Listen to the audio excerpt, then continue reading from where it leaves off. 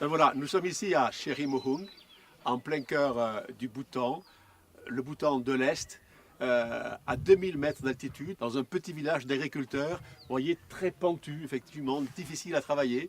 Ben, c'est là qu'est partie l'histoire entre la Bourgogne et le Bhoutan. C'est d'ici que sont partis tous les lamas qui ont construit Kagyoling et qui ont bâti ce temple magnifique.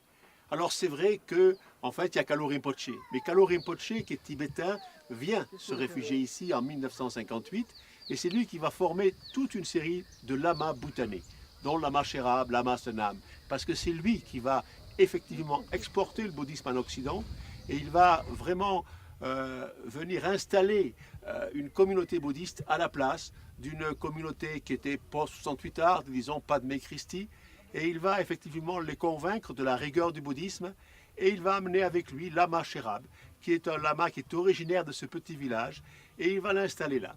Et petit à petit, cette association va se transformer en congrégation religieuse et Lama Sherab va devenir le véritable lama constructeur du temple des 1000 Bouddhas. C'est vrai qu'après, derrière, il y a eu énormément de bhoutanais. Il y a eu Lama Senam qui est venu, qui est son cousin. Il y a les peintres qui sont bhoutanais, le sculpteur qui est bhoutanais, d'autres lamas qui sont bhoutanais. Et un lien véritablement s'est créé entre la Bourgogne et le Bhoutan. Alors c'est vrai qu'on a dit c'est les 3 B, Bhoutan, bonheur, Bourgogne. En tout cas, c'est une véritable aventure qui a commencé ici, dans un village d'agriculteurs un peu, comme le cœur du Morvan, comme la Boulée.